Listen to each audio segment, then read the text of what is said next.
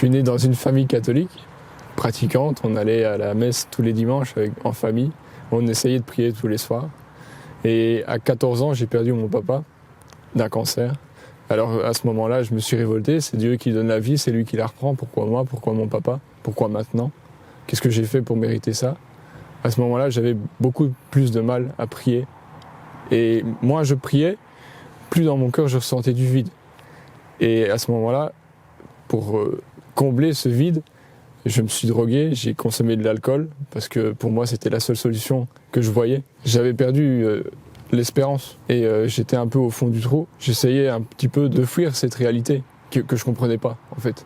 Dans des situations comme ça, on reste dedans parce qu'on voit pas d'autre issue possible, imaginable.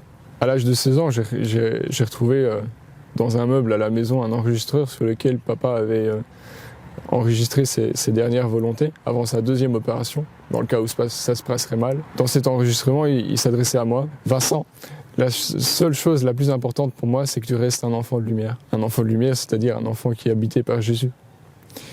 Et à ce moment-là, j'ai ressenti une grosse culpabilité, parce que j'étais loin d'être l'ami de Jésus, étant donné que je me droguais et que je consommais de l'alcool. Papa m'avait parlé beaucoup de foi et de religion. À ce moment-là, j'ai décidé d'aller voir un prêtre pour lui en parler.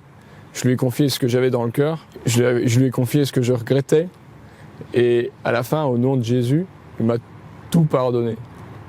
Et là, je me suis senti comme libéré. Et il m'a dit, Vincent, maintenant, il faut que tu saches que Dieu est présent et Dieu t'aime, il faut te battre. Et là, j'ai compris que la seule personne, non pas la drogue ni l'alcool, la seule personne qui pouvait combler mon cœur, c'était Jésus. J'ai pris le peu de drogue qui me restait dans ma chambre et je suis sorti dans la rue. Et j'ai aperçu une bouche d'égout et là, dans mon cœur, j'ai dit, Seigneur, je fais ça pour toi. Et là, je l'ai balancé. Ensuite, j'ai été voir mes amis pour mettre un terme à cette relation néfaste qui me tirait vers le bas. Et c'est comme ça que j'ai arrêté la drogue du jour au lendemain.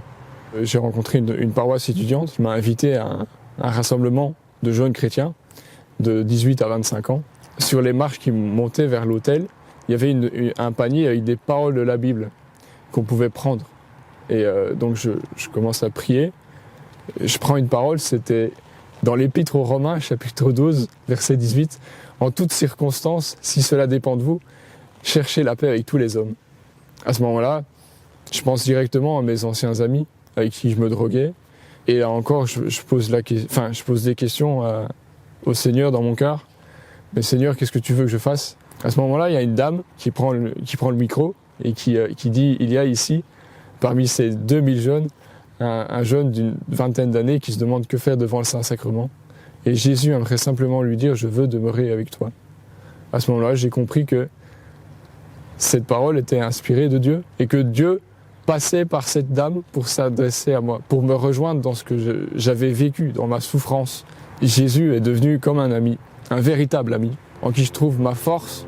Ce que j'ai pu comprendre, c'est que j'ai toujours cette souffrance par rapport à mon papa, mais maintenant je sais qu'il y a quelqu'un sur qui je peux compter.